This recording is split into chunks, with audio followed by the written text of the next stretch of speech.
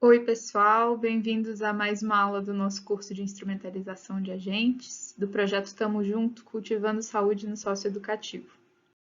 Então, hoje é a quarta aula do nosso curso, né, mas a primeira aula do segundo módulo, em que a gente vai trabalhar a aprendizagem socioemocional. Então, a gente vai conversar sobre as emoções e como lidar melhor com elas, né.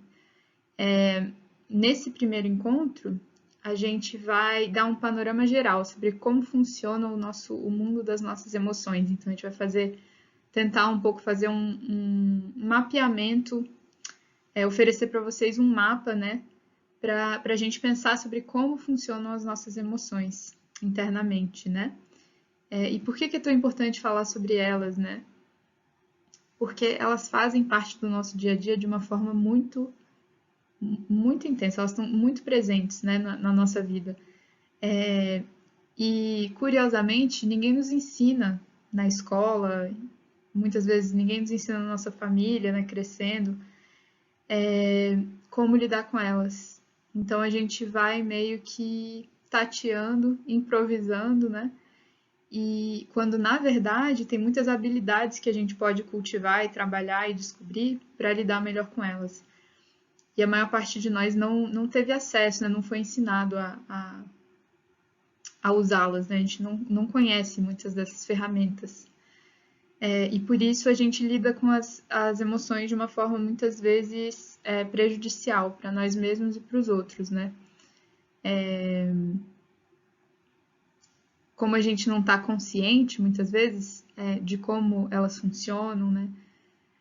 De como lidar melhor com elas, elas acabam regendo o nosso comportamento de uma forma inconsciente, sem o nosso consentimento, sem a nossa escolha, né? Então elas vão a gente fica meio que refém delas, né? Quando a gente sente raiva, a gente grita com outra pessoa, não sabe nem o que está fazendo, simplesmente é um impulso que vem e a gente não consegue frear, né? Então, na medida em que a gente vai ganhando consciência sobre como funciona esse processo, né, de um gatilho até uma experiência emocional, até uma resposta que você pode ter à situação, né, a gente começa a lidar com elas de uma forma mais sábia, né? É isso que a gente vai tentar um pouco explorar nesse módulo. Então, essas são as duas perguntas que a gente vai tentar um pouco explorar nessa primeira aula, principalmente a primeira, né? Como funcionam as nossas emoções? Então, a gente vai tentar trazer um pouco de consciência para esse processo, assim, que a gente frequentemente nem para olhar, né? Nem para pensar sobre isso, assim. O que são as emoções? Como que elas, de onde elas vêm, né? Será que a gente tem escolha na forma como a gente lida ou não com elas, né? E sim, né, a gente tem escolha, a gente vai falar um pouco sobre isso. Então, o que a gente vai. E aí, a segunda pergunta, né? Como lidar melhor com elas para ampliar o nosso bem-estar e das pessoas à nossa volta, né? E evitar gerar mais sofrimento, piorar situações, né? Gerar consequências negativas para nós mesmos e para os outros. Porque as emoções frequentemente têm esse efeito, né? Então, por exemplo, um exemplo muito claro, assim, a raiva, né? Que quando a gente sente, a gente tem um impulso de agressão com outra pessoa ou com a gente mesmo, né? Ou a tristeza, né? Que frequentemente dá um impulso de isolamento, né? De autodestruição também, de desistência de si mesmo, enfim, as emoções podem ter efeitos muito negativos, né? Então, a primeira pergunta ao nosso foco hoje, a gente vai tentar, né, dar um panorama geral para a gente começar então a falar sobre estratégias de como lidar melhor com as emoções, mas a gente já vai ver também um pouquinho sobre como lidar melhor com elas hoje também. Então, essa frase aqui é de uma pesquisadora das emoções muito famosa, né? Ela é filha do Dr. Paul Ekman, que é um dos, talvez o maior pesquisador sobre as emoções na psicologia, né? Ele é muito famoso e um clássico mesmo. Ele fez muitas das descobertas que hoje fundamentam a forma como a gente pensa sobre as emoções, né? Essa é a filha dele que um pouco continuou o trabalho dele, né? E ela diz o seguinte: consciência traz escolha. Para a maioria de nós, as emoções estão para além do nosso controle consciente. Não temos uma escolha, elas simplesmente acontecem conosco. Mas na medida em que ganhamos consciência e familiaridade com nossas experiências emocionais, ganhamos escolha. Ou seja, o ponto dessa aula nossa hoje é ganhar consciência, né, sobre como elas funcionam. E é por isso, né, que a gente precisa ter consciência, porque na medida em que a gente ganha consciência, a gente também ganha a possibilidade de escolher. A gente deixa de sentir que a gente não tem controle sobre como a gente responde às situações e às nossas emoções, né? A gente passa a ver como que a gente pode viver essas situações emocionais intensas de uma forma mais sábia, mais benéfica, menos prejudicial, né? Então, começando do básico, né? O que é uma emoção? A emoção é um processo físico e psicológico, em primeiro lugar, né? Ou seja, ela não é só algo que acontece na nossa mente, ela acontece com o nosso corpo também, né? É um processo que envolve as duas coisas. Ou seja, ela vai ser, ela vai envolver uma resposta física que às vezes pode ser muito intensa, né? Então, se a gente está com muito medo, por exemplo, a gente pode ter uma situação de pânico, né? De crise de pânico, assim, ou seja, taquicardia, falta de ar, enfim, esse tipo de coisa. O mesmo para emoções positivas, como a alegria, o corpo relaxa, né? Enfim, a gente sorri, a gente tem respostas faciais, né? Muito claras. Essa foi uma das descobertas do Paul Ekman, né? Que a gente tem expressões faciais universais para essas emoções. Ou seja, em qualquer cultura, a gente tem nosso rosto fica mais ou menos parecido quando a gente sente uma determinada coisa, né? E é assim que a gente consegue identificar nos outros uma emoção, né? A gente percebe quando o outro está triste pelo rosto, pelo tom de voz também, enfim. Em segundo lugar, né, elas são uma resposta a algo que consideramos importante para o nosso bem-estar. Ou seja, a gente só tem emoções sobre coisas que importam para a gente, né? Se algo não importa, a gente não tem essa resposta tão intensa, né?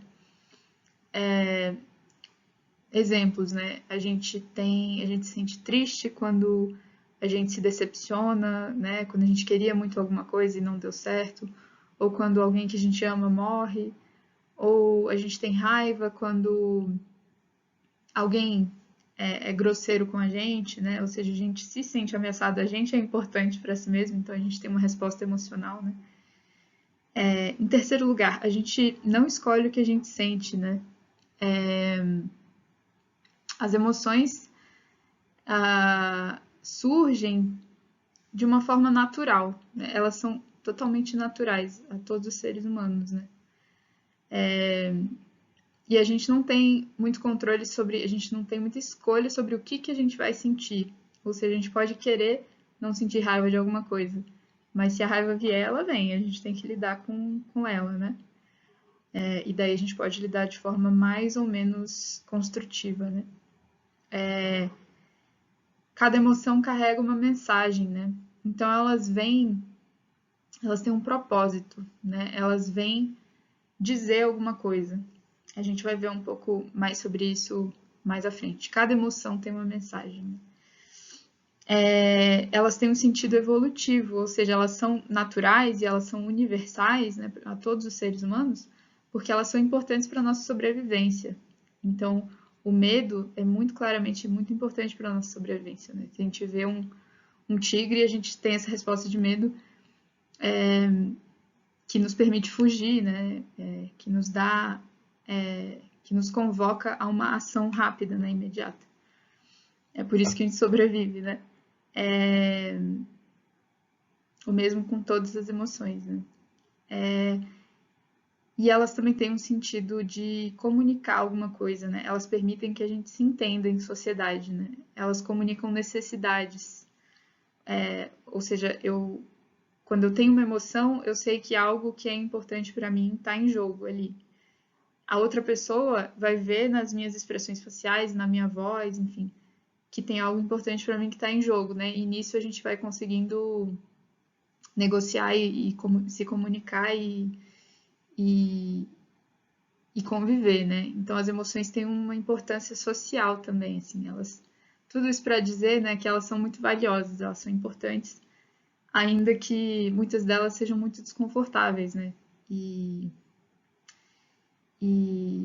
a gente não goste muito delas, né? Tipo tristeza, medo, né? Ansiedade, raiva.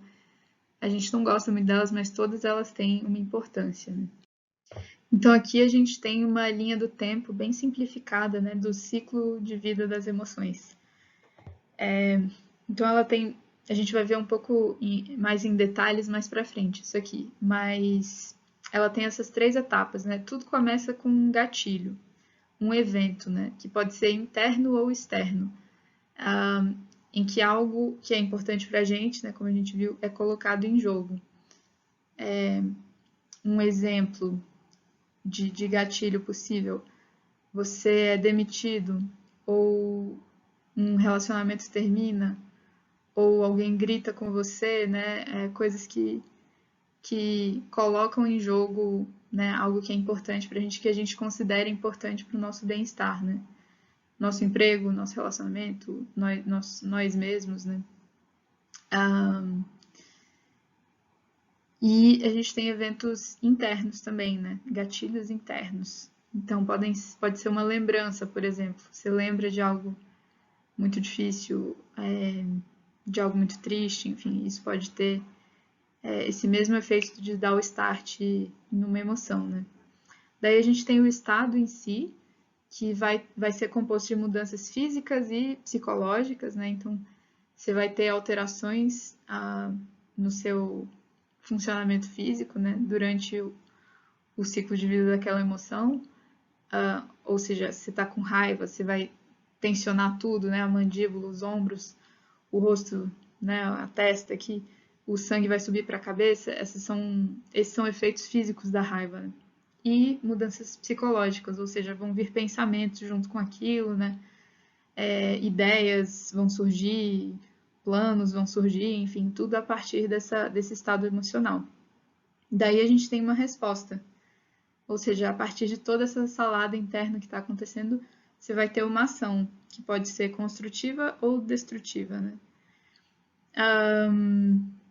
Daí a gente pode ver um pouco mais em detalhes essa parte da resposta mais para frente. Mas aqui só para a gente ter, né, uma ideia sobre como acontece o passo a passo, né, das emoções.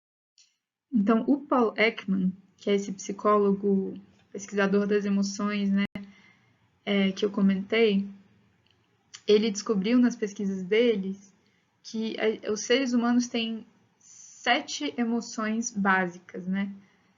2 delas ainda tem uma certa incerteza assim, sobre se elas são realmente universais ou não, né? Ou seja, assim, em todas as culturas elas estão presentes, que são o desprezo e a surpresa, que a gente não vai comentar aqui hoje, mas essas 5 que eu vou comentar aqui são universais e elas vêm com expressões faciais universais, né? E experiências, né, físicas universais.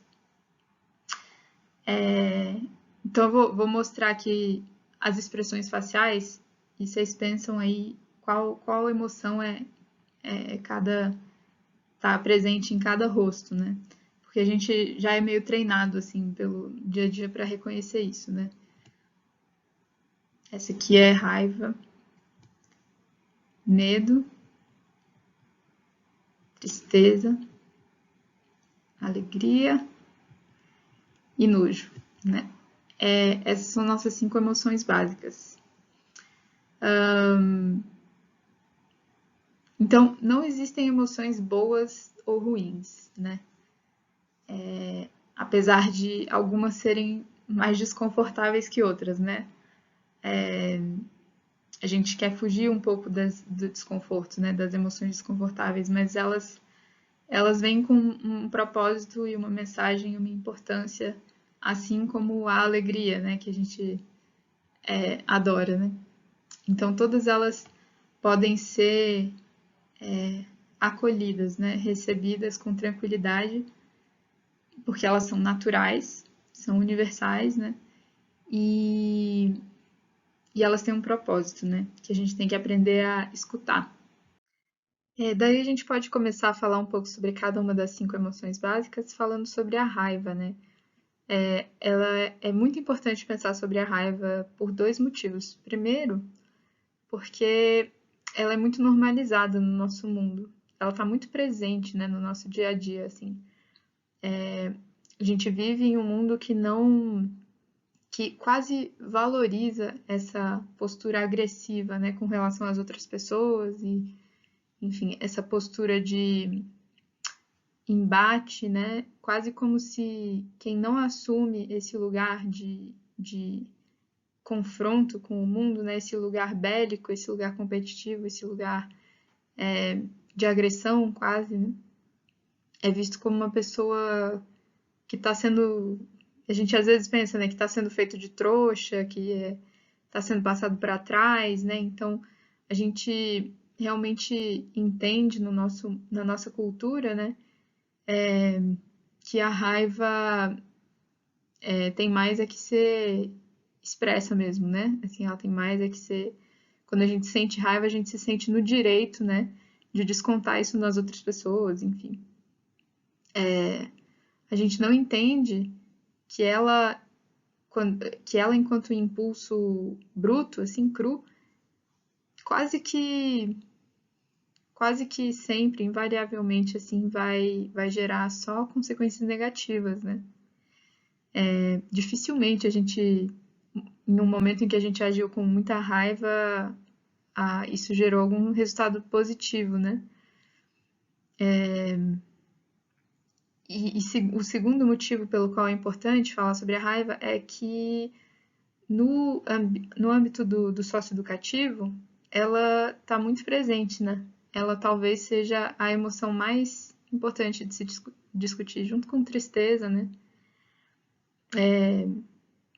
Mas a raiva está muito presente naquele treinamento violento, né? Que alguns dos adolescentes receberam nas suas histórias, né? Esse treinamento violento que a gente viu na aula passada que busca potencializar a raiva dessa pessoa, né? E busca, inclusive, transformar todas as outras emoções em raiva, né? Então busca canalizar a tristeza, o medo, né? A, a decepção, né? A frustração, busca canalizar isso em agressão. Por quê? Porque justamente, né? A raiva é vista como um sinal de força. Então, enquanto a tristeza, o medo nos deixam frágeis, né? A tristeza nos tira energia, nos deixa cansados, né? A raiva, ela vem com um surto de energia, né? A raiva, ela tem uma aparência de força, né? Uma pessoa que está com raiva é uma pessoa amedrontadora, assim, uma pessoa que passa, que se impõe, né? De uma forma, passa medo mesmo, né? E nisso uma espécie de respeito, né? Para as outras pessoas, assim. Então, muitos desses meninos cresceram com modelos de adultos, né, que ocupavam esse lugar da pessoa que expressa a sua raiva mesmo e não lida com ela de uma forma construtiva. E como a gente viu, né, a criança e o adolescente se modelam a partir dos adultos de referência, né, que estão à sua volta. Então é importante falar sobre ela, né? Então a gente pode comentar sobre esses 5 pontos aqui em cada emoção, né? Quais são alguns gatilhos comuns da raiva? A percepção de desrespeito ou de limites ultrapassados. Então, quando a gente se sente desrespeitado, invadido de alguma forma, passado para trás de alguma forma, que algum limite nosso, né, não foi respeitado, isso pode gerar pode dar o start da raiva, né? Outro ponto são obstáculos de qualquer tipo, né? Então, se algo entra no nosso caminho, no caminho que a gente está tentando trilhar, isso em geral gera irritação e pode gerar raiva mesmo, né? Nesse espectro da raiva, da irritação até a fúria, pode gerar, né, algo aí no meio, assim. Do tipo, a gente está no trânsito, alguém nos fecha, né? Isso é um obstáculo e também um desrespeito, né? Pode ser percebido dessa forma. E aí gera raiva, enfim. Outro ponto são sensações, quais as sensações físicas, né? Dessa emoção. Calor no rosto, musculatura tensa, coração acelerado e respiração curta são alguns deles, né? Então a respiração fica travada quase, a gente quase não consegue respirar, assim, fica... Isso tudo por quê? Porque a gente se prepara para lutar, né? Tem esse sentido evolutivo de... A gente sente que tem um problema do qual a gente precisa se defender e a gente quer partir para um embate, né? A gente acha que isso, né, a gente precisa partir para um embate. Essa é a mensagem que a raiva procura passar. Então é saia do meu caminho, né? Ou seja, eu preciso entrar num confronto para tirar esse obstáculo do meu caminho, né? Os impulsos, né, que ela promove na gente são o impulso de agressão, o impulso de luta, né? E o propósito dela, né, de uma forma assim, pensando sobre o sentido dessa emoção, por que ela existe de uma forma tão forte e universal, né, para todos os humanos, é que ela nos ajuda a colocar limites, né? Então, se a gente escuta ela e não necessariamente age a partir dos impulsos de agressão, mas ouve, né, o que ela vem nos dizer, que é que a gente precisa colocar um limite, que a gente está se sentindo invadido, né? Daí ela pode ser uma amiga, né? Assim. Daí um ponto que a gente pode comentar também é sobre a raiva, como a raiva se apresenta nos homens e nas mulheres, né? Em geral. Em geral, os homens são ensinados, né, a canalizar justamente, né, as emoções que deixam a gente mais frágil, tristeza, medo, enfim, em raiva, né? Então, em geral, não é permitido socialmente para os homens ficarem tristes, se sentirem frágeis, né? Isso não é bem visto para um homem, né? Desde criança mesmo, né? A gente é ensinado dessa forma. E aí, como que eles canalizam, né? Essas, né? O sofrimento diante de situações que geram tristeza, enfim, muitas vezes para agressão, né? Ou para, né, uma agressão em vários sentidos, né? As mulheres, por outro lado, em muitos casos, não têm permissão social, assim, para expressar a sua raiva, expressar a sua raiva de forma, nem que seja de forma assertiva, né? Ou seja, colocar limites de uma forma assertiva, né? Em geral, as mulheres são ensinadas desde pequenas a serem dóceis, né? Boazinhas, enfim. Isso também gera problemas, né? Então a gente não pode cair em nenhum desses extremos, nem de potencializar a nossa raiva e sair despejando ela em todo mundo, e nem de reprimir a nossa raiva, né? Sendo que ela tem uma mensagem importante para nos dizer, para nos passar, né? E a gente muitas vezes tenta enterrar ela dentro da gente, né? E aí, pensando sobre aquela ideia da última aula, né? Sobre como é importante para oferecer, como é importante oferecer para os meninos referências positivas, né?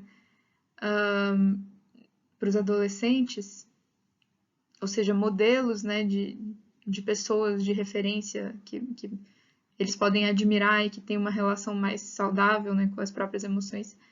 Uma das coisas que a gente pode oferecer para eles, né, é aprender a lidar com a nossa própria raiva, para que eles vejam, né, que isso é possível, assim, para que eles possam, quem sabe, vislumbrar, né, uma outra forma de agir diante dessa emoção, né, que é tão forte, né, ela é muito intensa, é uma das emoções que faz surgir uma energia muito rápida, né, e muito forte, assim. E vem também com um senso de urgência, assim, ela vem quase nos obrigando, né, a agir, assim. Então, ela é muito... é uma emoção com uma intensidade muito grande que a gente tem que realmente aprender a lidar, assim. Daí a gente pode falar bem rapidinho sobre o medo, né? Medo é uma emoção que tem um sentido evolutivo importantíssimo, né? Assim, que sem ele a gente realmente não sobreviveria. A gente não teria sobrevivido como espécie, né? Porque ele nos dá o sinal de que a gente está numa situação que pode ser perigosa e que a gente precisa sair dessa situação, né? Então, gatilhos comuns para ele são a percepção de uma ameaça, né? Algo que a gente entende como uma ameaça que pode ser real ou imaginado, né? Ou antecipado, ou seja, pode ser algo, um objeto real, um cachorro bravo correndo né? Correndo na nossa direção, imaginada, ou seja, pode ser algo que a gente inventa realmente na nossa cabeça, assim, a gente imagina que é uma possibilidade, e se tal coisa acontecer, né? Esse tipo de coisa. Ou pode ser antecipada, né? Ou seja, algo que vai acontecer, que a gente já começa a sofrer, né? Ter medo desde já. Por exemplo, tem uma apresentação em público, né? No dia seguinte, na noite anterior, você já começa a sofrer, né? O medo já está em ação. E aí a gente pode falar um pouco sobre ansiedade, né? Que é um tipo de medo meio crônico. É o medo quando ele tá um pouco disfuncional, né? Assim, porque como a gente viu, toda emoção tem um propósito, né? O propósito do medo é nos tirar de uma situação de ameaça. Só que no caso da ansiedade, né, como a nossa mente é muito imaginativa e às vezes realmente tem situações, a gente está numa situação que é ameaçadora, da qual a gente não consegue sair, do tipo a dívida, por exemplo, né, se a gente está, né, a gente não consegue muito, quando a gente era lá, né, no início da nossa espécie, né, tinha uma ameaça na nossa frente, um tigre, e a gente tinha medo e fugia. E sobrevivia e aí se relaxava, né? Porque a ameaça tinha sumido. Mas no nosso caso aqui na vida moderna, não dá muito para fugir da conta bancária, né? Desse tipo de problema que tá um pouco... que não é tão fácil de se livrar, né? Ou às vezes uma situação violenta dentro de casa, né? Um relacionamento abusivo, uma coisa, né, esse tipo de coisa que vai gerando uma ansiedade que é meio crônica, né? É um medo crônico e que é muito sofrido, né? Muito sofrimento, porque a gente nunca consegue relaxar, né? O medo é um estado de emergência, né? E é muito difícil viver por muito tempo nesse estado de emergência. Daí as sensações físicas, né, do medo são muito parecidas com as da raiva, porque eles vêm um pouco de situações um pouco parecidas, né, diante de ameaças, né, coisas que a gente considera como ameaças, como obstáculos, né. Então, o medo, uma das possibilidades, né, um dos impulsos que ele nos coloca pra gente, né, é de lutar, né? Então tem uma ameaça e eu vou brigar né, para sobreviver. Ou então a fuga, né? Esses dois reflexos básicos de lutar ou fugir são alguns dos impulsos, né? Como está escrito aí no slide. A mensagem do medo é socorro, né? Eu preciso sair daqui, tem uma ameaça grave, uma mensagem de socorro mesmo, né? Ele vem dizer que tem um perigo que a gente precisa se livrar dele. O propósito do medo, então, muito claramente, né, como a gente viu, é que ele nos ajuda a evitar ameaças, né? Daí a gente chega à tristeza, né, que é uma das emoções desconfortáveis, né, como a raiva e o medo. Mas a tristeza talvez tem uma dificuldade a mais, assim, né? Porque ela coloca pra gente essa necessidade, ela impõe pra gente um lugar de fragilidade, né? De precisar de ajuda, de consolo, de conforto. Ela nos deixa vulneráveis, né? E por isso é muitas vezes mais fácil pra gente transformar ela em raiva, né? Então, diante de uma decepção, de uma tristeza, né? De uma frustração, em que a resposta natural seria ficar triste, chorar, pedir consolo, né? A gente muitas vezes tem uma reação de irritação, de querer descontar em alguém, de querer culpar alguém, né? Isso gera muito conflito, né? Nas situações, assim. Então, os gatilhos comuns para a tristeza, né? Perdas, decepções, solidão, são alguns deles, né? Principalmente perda, né? A gente sofre quando a gente perde alguém ou quando algo que a gente queria não dá certo, né? Esse tipo de coisa. As sensações físicas que vêm com a tristeza, um nó na garganta, né? Choro, cansaço, fraqueza, né? Uma pressão no peito, um peso, né? No peito. Às vezes um desconforto no estômago, assim, né? Esse tipo de coisa. A tristeza é uma emoção muito que tem um propósito social, né?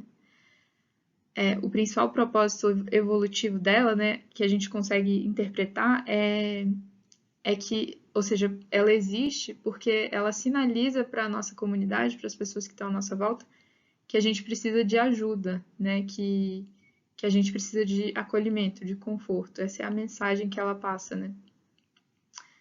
Os impulsos, né, que vêm com a tristeza de chorar, de se isolar, né? Muitas vezes o isolamento é, na verdade, o oposto do que a tristeza deveria proporcionar para a gente, né? Porque é quando a gente se deixa acolher que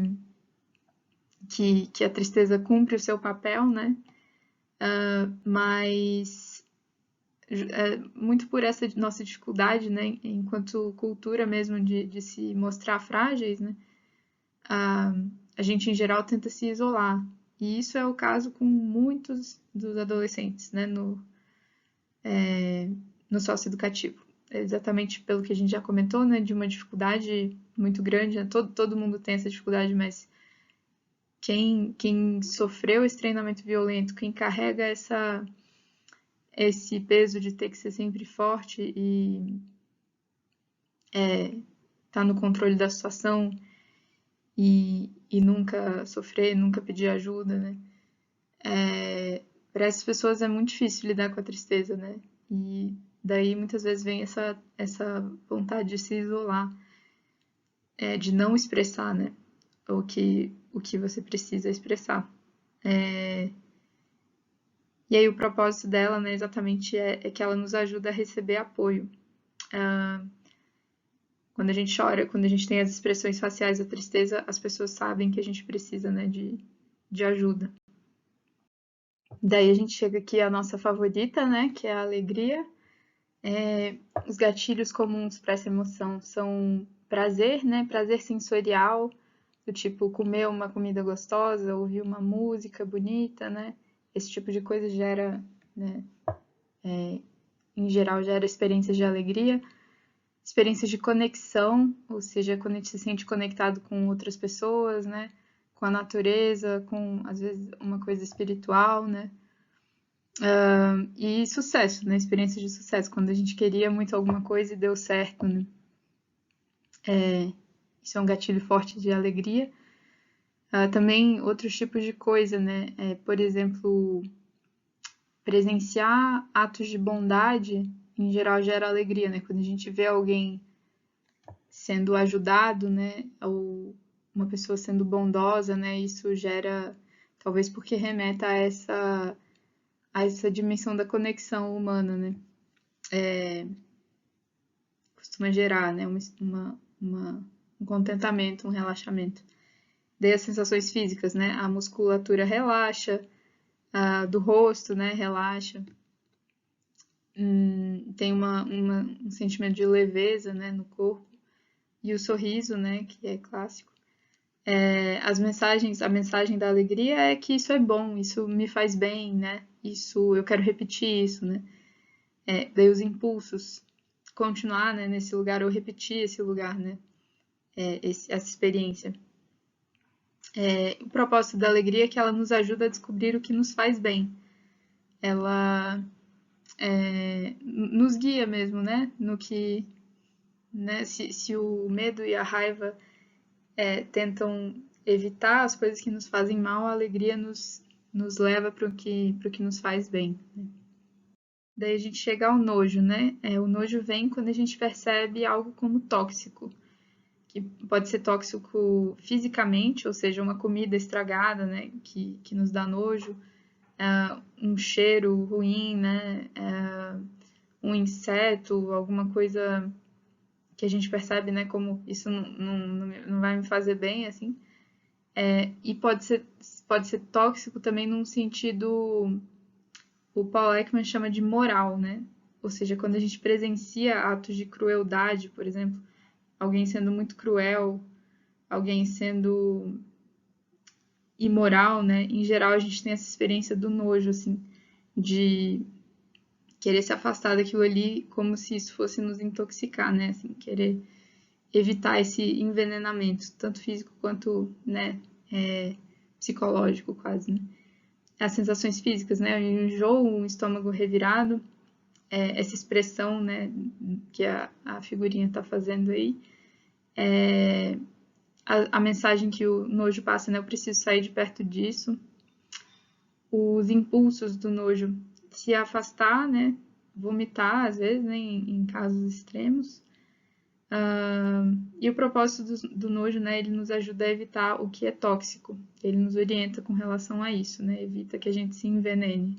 Daí, antes da gente seguir, é importante só comentar rapidinho que um mesmo gatilho, um mesmo evento, né, pode gerar qualquer uma das 5 emoções, né? Então, isso depende da pessoa e depende do momento também, né? Por exemplo, aqui a gente traz um exemplo de um gatilho, né? Um amigo fica bravo com você. Se surge raiva, porque por qualquer motivo que seja, porque você já estava irritado, ou porque você é uma pessoa que tem uma sensibilidade, né, tem uma raiva mais, talvez mais até descontrolada, né, uma coisa, tem mais dificuldade de lidar com essa emoção, você discute, né? Então, para a gente entender como as emoções condicionam a resposta, né? Se um amigo fica bravo com você e você sente medo, você pode imaginar que ele vai embora, né? Você pode imaginar, ficar com medo dele ter se decepcionado e querer, né, se afastar de você, assim. Se um amigo fica bravo com você e você sente tristeza, né, você se sente envergonhado, né? Você fica um pouco internaliza, né, uma sensação de vergonha, assim, diante da raiva da outra pessoa, né? Se um amigo fica bravo com você e você sente nojo, você o menospreza, né? Ou seja, você tem essa atitude, assim, de como se fosse desprezível, né? A resposta, a raiva dele, né? Se um amigo fica bravo com você, você sente alegria, você se orgulha, né? Ou seja, nem sempre a alegria é tão bonitinha quanto a gente imagina, né? Orgulho, segundo Paul Ekman, né? É um tipo de alegria também. Ou seja, você pode ter um nível de prazer diante da raiva de outra pessoa, diante da inveja de outra pessoa, né? Você pode até ter um nível de prazer diante do fracasso de outra pessoa, né? Tudo está nesse espectro da alegria também, né? Mas a alegria, como a gente já conhece, né, não tem a ver com isso, né? Tem a ver com realmente desfrutar de coisas boas da vida, né? Mas esse foi só um comentário rápido para falar sobre como as emoções condicionam, né, as respostas, ou seja, diante de uma mesma situação, todas as emoções podem surgir praticamente, né? E dependendo da que surgir, que nem sempre a gente controla, né? Qual que vai surgir, a gente vai ter uma resposta diferente. Daí a gente chega à linha do tempo das emoções, né? A gente já falou sobre aquelas 3 etapas, né? Que tem o gatilho, tem o estado da emoção em si e tem a resposta, né? Que a gente vai ter a situação. E aqui a gente, né, explora um pouco mais essas etapas, detalha um pouco mais, né? Então, antes do gatilho, a gente pode ter uma pré-condição, ou seja, se a gente não dormiu bem naquele dia, se a gente está com fome, se a gente já está irritado, se a gente está com um nível de estresse já muito, muito alto, isso pode influenciar, né, no surgimento de uma emoção. Às vezes não tem essa pré-condição, às vezes a gente está ótimo e aí acontece alguma coisa e a emoção surge, né? Mas muitas vezes tem, né? A gente pode rastrear um pouco, investigar se tinha alguma pré-condição, né? Se você já estava predisposto, né, a um pouco entrar num episódio emocional. Daí a gente tem o gatilho, né, que na verdade é composto de 2 coisas. Uma coisa é o evento em si, ou seja, o que aconteceu, né, a situação que aconteceu, que pode ser uma coisa externa e pode ser uma coisa interna, ou seja, pode ser uma lembrança, né, pode ser um pensamento que surge de repente, pode ser uma preocupação que surge de repente, né. Isso também pode ser um gatilho. E tem esse componente da base de dados, ou seja, da sua história, né? Então, dependendo do que você já viveu, do que já está na sua base de dados de percepções, né?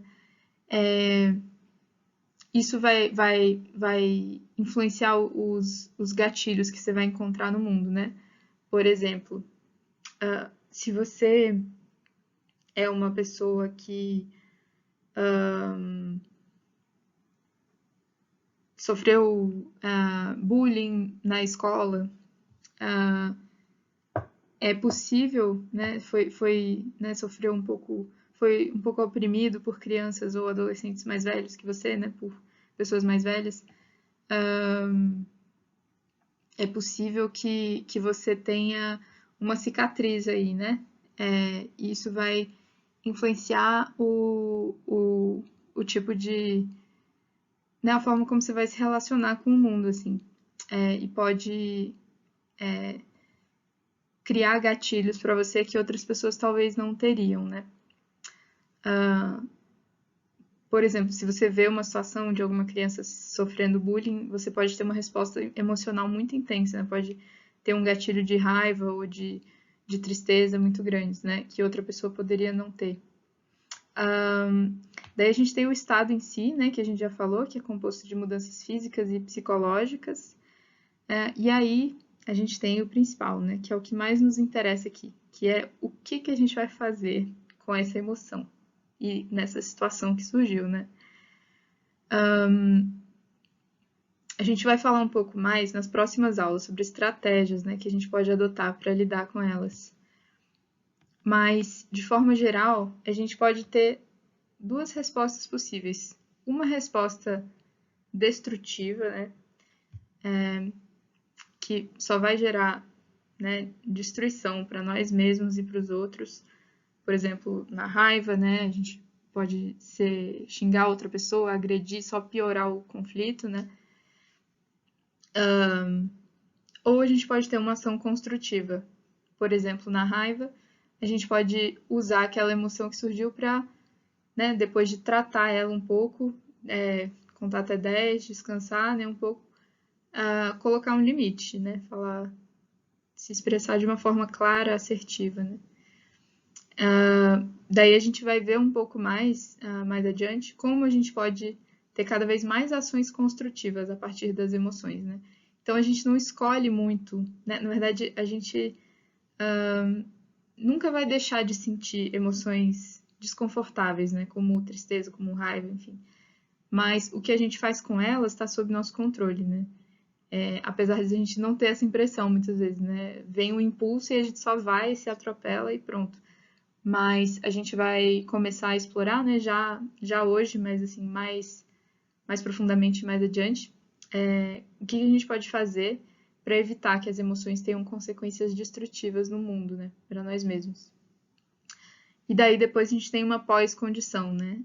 Ou seja, o que aconteceu depois da sua ação. E daí a gente volta para a pré-condição, né? Porque a gente está eternamente vivendo emoções, né, no nosso dia a dia. Talvez vocês tenham reconhecido, né, essa divisão das 5 emoções básicas, né, que a gente fez aqui, desse filminho Divertidamente, né, que foi muito inspirado no trabalho do Paul Ekman, né. Para quem não viu, é um filme infantil, né, da Pixar sobre uma garotinha que está entrando na adolescência e está lidando com várias situações difíceis na vida dela. E aí o filme se passa um pouco dentro da cabeça dela, né? Onde as emoções, as 5 emoções básicas, estão personificadas, né, por essas figuras aí, que são o medo, a raiva, a alegria, o nojo e a tristeza, né? São pessoinhas dentro dela que comandam as ações dela, né? E aí, a ideia interessante que eu quero trazer aqui é que no filme, né, dentro da mente dela, tem nessa sala de comando, onde as emoções ficam controlando as ações delas, né? E tem o painel de controle, né? Que é onde é um painel mesmo com botões, onde dependendo de quem senta lá, de qual emoção senta lá, ela vai ter uma resposta diferente na vida dela, né? E aí o que eu queria trazer aqui, que é um desafio a essa ideia do filme, né? É que, na verdade, a gente não está à mercê das nossas emoções, né? Elas não são figurinhas dentro da nossa cabeça que sentam e controlam o que a gente vai fazer, né?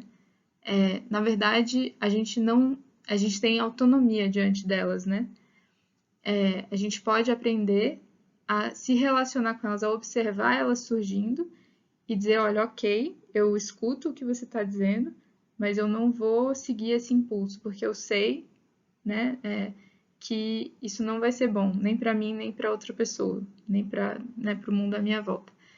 Então a gente pode aprender a ouvir essas vozes, né, que são como pessoinhas dentro da nossa cabeça. Tem a voz da raiva, a voz do medo, enfim. Mas a gente pode, né, aprender a não se deixar, né, levar por elas, né? Não deixar que elas nos controlem mesmo, né? Porque isso não vai ter consequências positivas, né?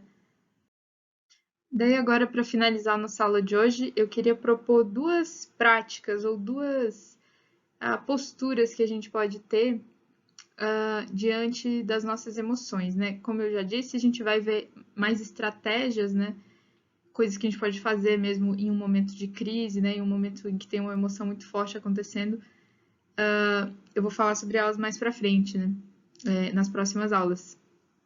Mas aqui a gente pode falar sobre 2 possibilidades para ganhar consciência, né, sobre o que está acontecendo. Que, como a gente já viu, é o primeiro passo, né? Se a gente ganha consciência suficiente sobre as emoções, se a gente conhece os sinais físicos delas, se a gente começa a aprender sobre os nossos gatilhos, né, o que mexe com a gente, lembrando daquela ideia da base de dados, né, que é diferente para cada um, então um gatilho para mim pode não ser um para você. Então a gente realmente tem que se investigar, né, para descobrir o que vai nos engatilhar, né, o que vai engatilhar emoções na gente. E quanto mais a gente vai ganhando consciência sobre isso, mais a gente consegue evitar, né, que as emoções saiam do controle. Porque é difícil lidar com uma raiva fora do controle, é difícil lidar com um medo fora do controle, que às vezes vem numa crise de pânico, por exemplo, né? Num ataque de pânico, um ataque de ansiedade. É difícil lidar com uma tristeza fora do controle, né? Que entra quase num episódio depressivo, às vezes, né? Por isso é legal a gente aprender a pegar elas antes, né? Pegar a faísca antes do incêndio, né?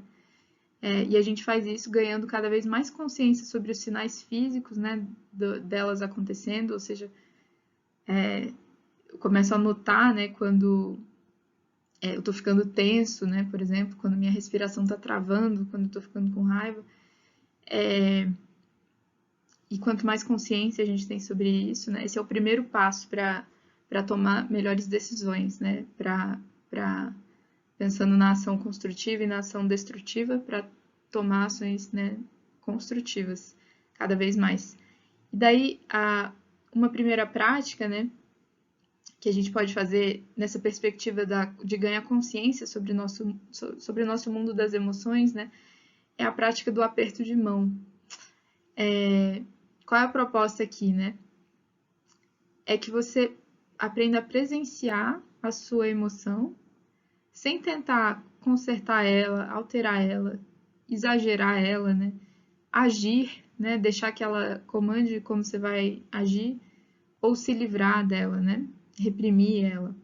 O aperto de mão, ele é um gesto respeitoso, né? É um gesto neutro, equilibrado, né?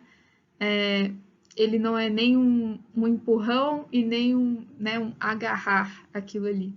Ou seja, a gente não vai nem se fusionar com essa emoção, né? E nem reprimir ela, né? Dizer, não quero isso aqui não, né? Tentar se distrair, enfim. O aperto de mão, ele reconhece, né, uma presença diante da gente de uma forma, e a gente se coloca diante dela de uma forma íntegra, de uma forma amigável, né? Mas também sem se curvar a ela, né? Sem tratar ela como sua chefe, sem deixar que ela comande como você vai agir, né? Tratar com igualdade, né? Com integridade, com tranquilidade, né? E é um pouco. É difícil imaginar que isso vá ajudar de alguma forma, né? Às vezes.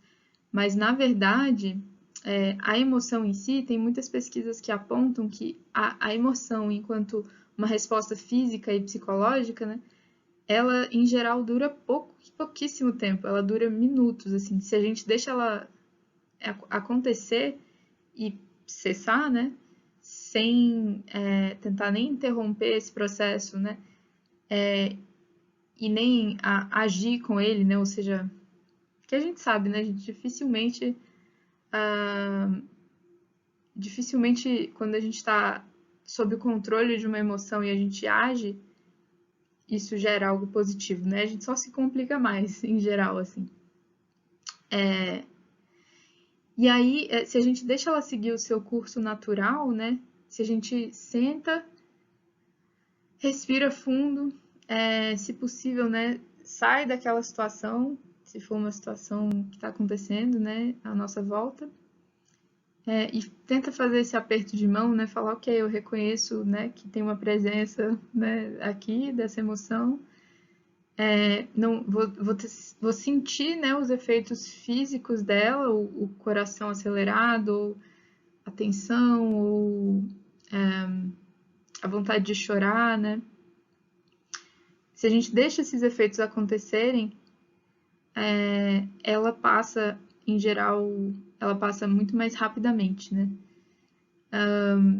E é difícil essa prática do aperto de mão, né? Porque em geral, a gente é meio viciado em agir. Se a gente sente que a gente tem que fazer alguma coisa com essa emoção. Seja descarregar ela em outra pessoa, né? Seja se distrair dela, né? Ou seja, não, tô triste, vou assistir um Netflix, vou fazer alguma coisa, vou tomar um vinho, sei lá. A gente não consegue considerar, né, a possibilidade de simplesmente deixar ela acontecer, estar presente com ela, com esse aperto de mão, né? Observar ela acontecendo, né? A gente não é ensinado, né, a fazer isso. Não é nossa culpa que a gente não sabe fazer isso, né? Mas o bom é que a gente pode ir aprendendo, né?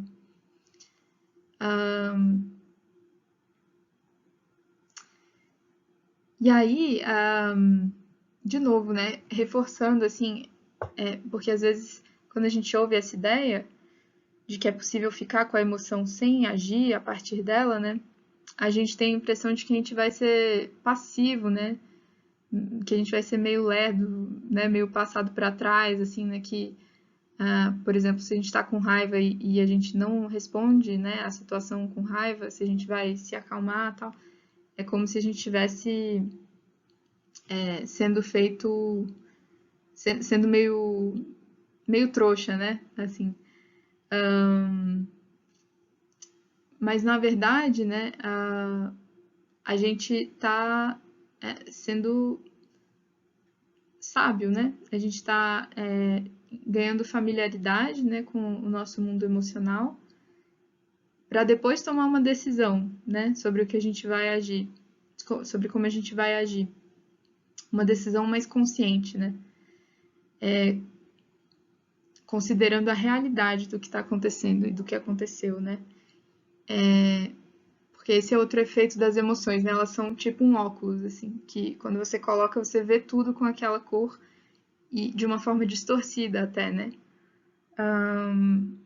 Então, quando a gente para fazer esse aperto de mão, né? Fica em silêncio, respira, né?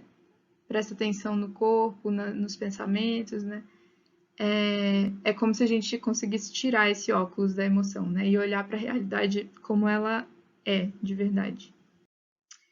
Daí, outra coisa que a gente pode fazer é se atentar ao vão, né? Vou explicar.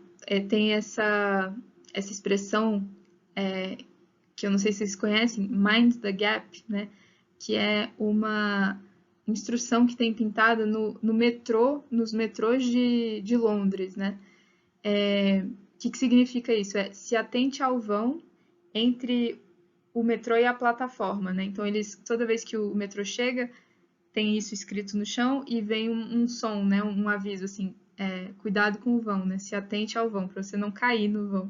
Mas, assim, para você prestar atenção, né? Para você conseguir, né?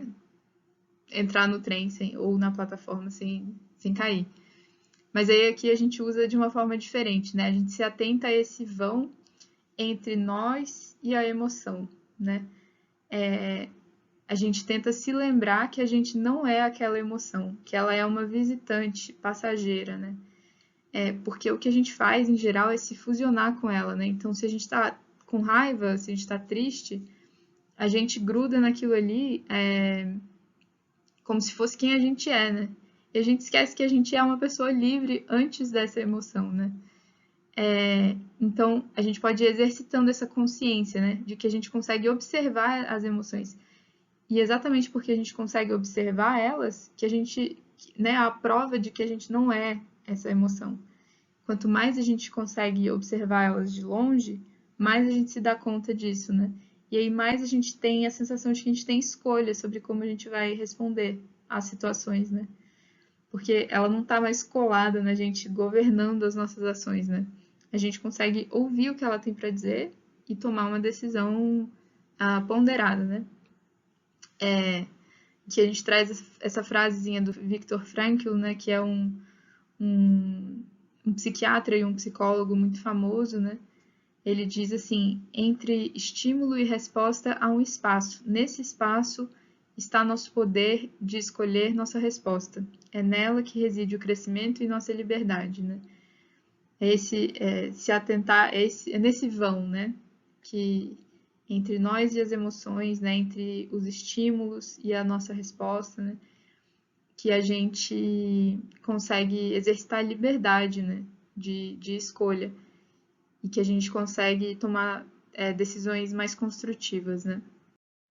O Paul Ekman e a Eve Ekman, que é a filha dele, né, criaram um programa que se chama Cultivando Equilíbrio Emocional, né, baseados em todas essas descobertas, né, em décadas de pesquisa científica, eles criaram um programa que tem estratégias, né, que apresenta estratégias para a gente lidar melhor com as nossas emoções. E aí uma delas é essa aqui, né? Tem essas 4 etapas, são 4 passos, né? Reconhecer, permitir, investigar e desidentificar, né? Então, o primeiro passo que a gente pode ter, né, diante de uma emoção é reconhecer ela, né? E a gente se torna cada vez melhor, né, como eu falei, em reconhecer as emoções na medida em que a gente aprende mais sobre elas, né? A gente reconhece os sinais físicos, né? Antes deles ficarem tão intensos, a gente sabe quais são nossos gatilhos, a gente sabe que a gente mesmo a gente consegue até antecipar, né? Amanhã eu vou fazer tal coisa e eu sei que vai ser difícil e eu sei que eu posso me sentir assim, então eu já vou me preparar, né? Enfim. Segundo ponto, permitir, né? Então é essa prática do aperto de mão, deixar que a emoção aconteça, que ela se faça presente, né? Sem querer reprimir, sem querer se distrair dela, né? Simplesmente permitir que que ela exista, né? Daí a gente investiga, né? Investigar é o terceiro passo, e a gente pode investigar essas emoções, né? O nosso mundo emocional, na medida em que a gente tanto observa na gente mesmo, né? Faz uma auto-observação sobre como a gente vive essas emoções, como é a minha raiva, como é o meu medo, né? E também na medida em que a gente estuda sobre isso, né? E também registra, né? Faz registros sobre essas descobertas, né? Que vai ser a nossa prática para essa semana, né? Que aí vocês vão receber em breve, né? O nosso videozinho pílula propondo essa prática que a gente chama de Diário das Emoções, né? Que também é uma prática do Cultivando Equilíbrio Emocional, que é esse programa, né, do Paul Ekman. Então é isso, né? Investigar o que emociona a gente, o que gera raiva na gente, né? Como é sentir raiva, o que nos ajuda quando a gente está com raiva, triste, enfim, tudo isso. E desidentificar, né? Que é essa prática de atenção ao vão, né? Atenção ao espaço. Ou seja, a gente se desidentifica das nossas emoções. A gente percebe que nós não somos essas emoções, por mais fortes que elas sejam, por mais alto que elas gritem, né? A gente percebe que a gente tem autonomia diante delas, que nós somos diferentes, né? Elas são passageiras, temporárias. Bom, essas foram as nossas referências para a aula de hoje, né? Tudo isso surge, né? Essas 3 referências surgem do Paul Ekman e da Eve Ekman, né? Que são esse pai e filha que pesquisam as emoções já há muitas décadas, né? Então, o primeiro deles é o Atlas das Emoções, né? Que é um site muito bacana que está traduzido para o português também. Se vocês pesquisarem atlasofemotions.org, vocês encontram. E ele meio que sistematiza todas as descobertas sobre as emoções, né, que o Paul Ekman fez. Ele é muito interativo, você consegue... É bem divertido de mexer lá, assim. E bem didático também, né? Daí o trabalho do Paul Ekman, né, ele tem um site com muito material, muitos artigos, esse Paul Ekman Group, né? E o CEB, Cultivating Emotional Balance, né? Cultivando Equilíbrio Emocional, que é essa metodologia, né, de trabalho com as emoções fundamentada nessas descobertas. Eles também têm muito material disponível, artigos, meditações guiadas, né, palestras disponíveis, né? Então essas foram as nossas referências para hoje. Gente, então essa foi a nossa 4ª aula, né, do nosso curso de capacitação. Nas próximas aulas a gente vai ver mais estratégias, né, para lidar melhor com as emoções. E a gente espera muito que essas descobertas ajudem vocês, né, na vida pessoal e principalmente na lida com os adolescentes, né, que ganhando mais familiaridade com as nossas emoções, cultivando o nosso equilíbrio, né, diante delas, que a gente sirva de referência, né, positiva para esses meninos, e que a gente se torne cada vez mais capaz, né, de ajudá-los, né, de servir a eles como for possível, né, a cada momento, assim. Uma pessoa com mais equilíbrio, mais feliz, né, ela é mais capaz de ajudar outras pessoas, ela tá mais... ela é mais disponível, né, e ela tem mais ferramentas, né, para servir ao outro, assim. Então, muito obrigada pela participação de vocês e a gente se vê na próxima aula.